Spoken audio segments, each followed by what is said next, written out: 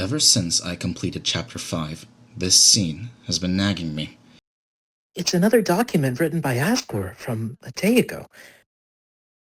This time it says something about black shards. You mean that piece of the knight's sword? How would he know about that?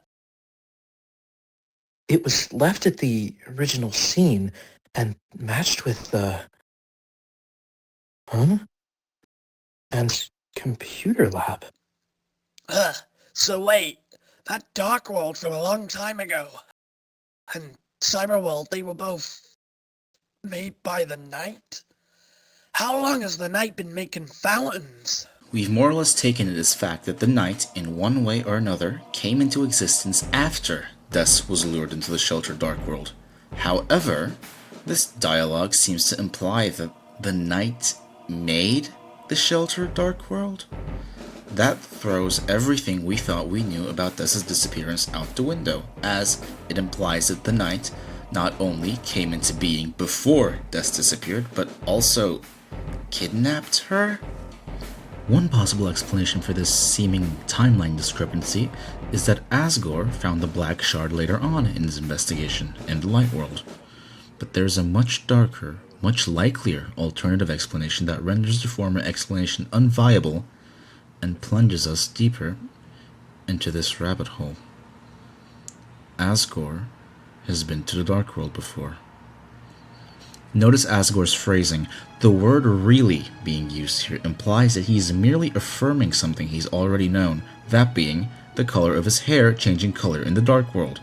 If this was the first time he'd been to the Dark World, he would need to make this statement, as there would be nothing to affirm. Then, you have his notes, which he couldn't possibly have written without at the very least knowing about Dark Worlds and their innate properties. Tying into this, Asgore seems to have pre-existing general knowledge of the Dark World and Dark Fountains, to the point that he asks Flowery if he may see one, and he describes its appearance in a suspicious amount of detail. Asgore recounts that he blames himself for the events that transpired on that day. It's safe to assume that he's referring to Des's disappearance, because no other major event has been hinted towards thus far, and we are currently in the last third of the story. Now back to what I was saying. Earlier on in the chapter, in Asgore's notes, Rousey reads that Asgore found two matching black shards originating from the computer lab and a currently unknown original Dark World. Given that the event in question is most likely Des's disappearance, the most reasonable conclusion to draw from this is that the Knight had a confrontation with Des that left the Black Shard, but I do not believe that the Knight and Des are different entities. Which, in retrospect, is kind of a crazy thing that I have to say. Regardless, if this isn't the case, what could point us to what really happened on that day? I believe that Noel's choice of words here is both very intentional and very important to consider. The statement that Des left is pivotal to uncovering what truly happened to her. Noel is confiding these words in Chris, someone who was close to Des at the time she disappeared. Noel does not feel the need to clarify her phrasing here, so I believe that Chris and Noel are both aware that Des chose to leave home. During Noel's confession to Susie, she states that she dreamed of running away. This seems to be paralleling her phrasing in the Weird Art version of the same scene, when she mentions Des. I do not believe that the parallels between Noel and the Weird Art and Des before her disappearance end here, though. In Des's room, we see an unusual, almost comical surplus of objects. She owns several baseballs and pairs of shoes, for example. But what's interesting is the items that we can interact with. The condition they're said to be in is dented and broken. On its own, this doesn't seem like very compelling evidence for anything in specific, but I believe that Des did this damage in the Dark World. During the correspondence leading up to Chapter 5, specifically when answering 1225, which is a number commonly associated with December holiday, it reads, "When you have a bat, everything looks like a ball." The Knight's weapon begins the battle as a bat, before transforming into a more sword-esque shape. It certainly is a bat, as the hilt is positioned at the bottom of the weapon, which would be impossible to use as a sword without holding onto the blade. This draws a connection between three things: the knight's weapon, Des, and the fact that she, when wielding a bat, sees everything as a ball, something to be hit.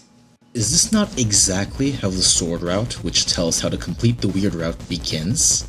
You are handed a sword, which, as we said, Des's bat becomes, and without directly being prompted, begin to hit and destroy every living thing in sight.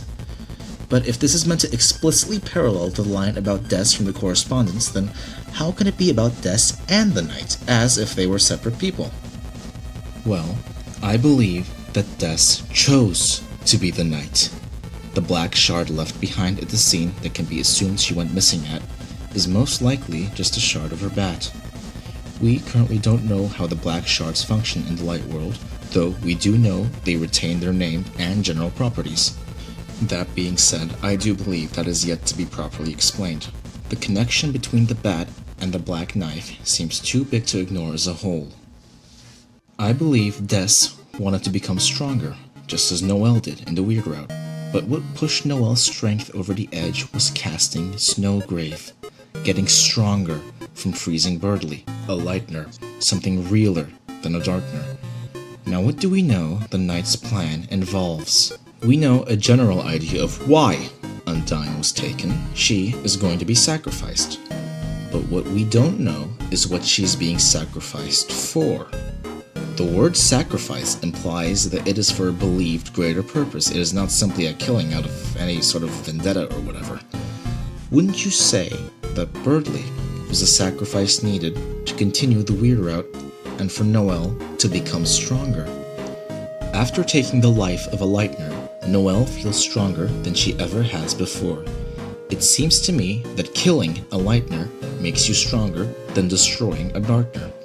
After all, it's constantly reaffirmed, no matter how true it may or may not be, that darkeners are lesser than lighteners. The question is raised that the knight has been making people disappear for a long time now. It's not integral to making this theory work, but I truly believe that Undyne is not the first lightener to be sacrificed by the knight. So what's next? Noelle has already sacrificed one lightener to become stronger, but what does she do next? Well, she sacrifices herself. Drowning in the lake with Chris, she becomes something else entirely, moving on, as the correspondence says. There's been theories about this being Chris and Noelle entering the depths, and this can still be true while adhering to this theory. Noelle's actions can still be described as drowning herself, whilst also leaving the bounds of the game. I believe this is why Des chose to become the knight. A step towards her destination to becoming stronger was giving up what made her Des. Just as Noelle says she wants to give up being a Noelle, Des wanted to stop being December. The sweepstakes hinted towards this, as the December page leads to a fake error page stating it had been removed or had its name changed. The weird route paints that Noelle wanting to leave in the main route was a hint towards suicide, as when she actually has the will to do this, she and Chris end up drowning together.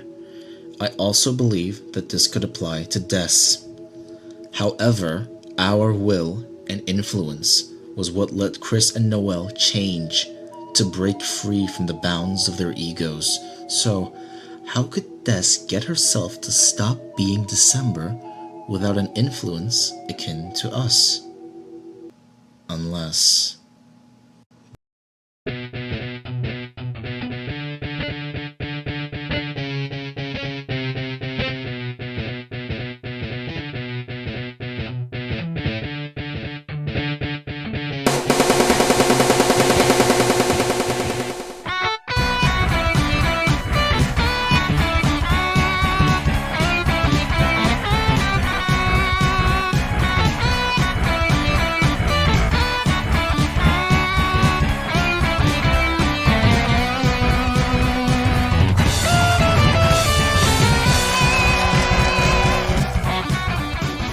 Wouldn't you agree that these lines imply some outside force, somewhat akin to us, which we'll dub the Demon Heart for convenience sake, as it says in the lyrics, crying out for blood to be spilt, that Des seemingly gave up hope, gave up on her future, and gave way for abandoning herself for the sake of violence, for becoming stronger.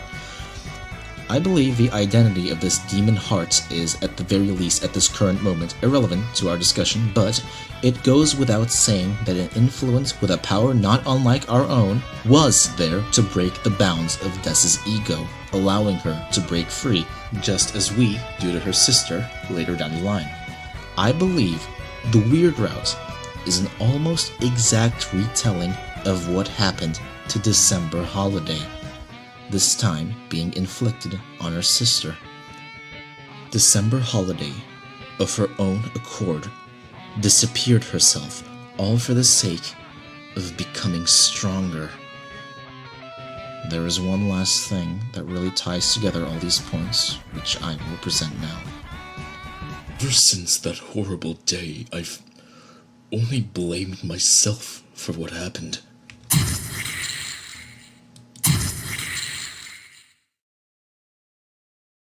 And that was Demon Heart Theory.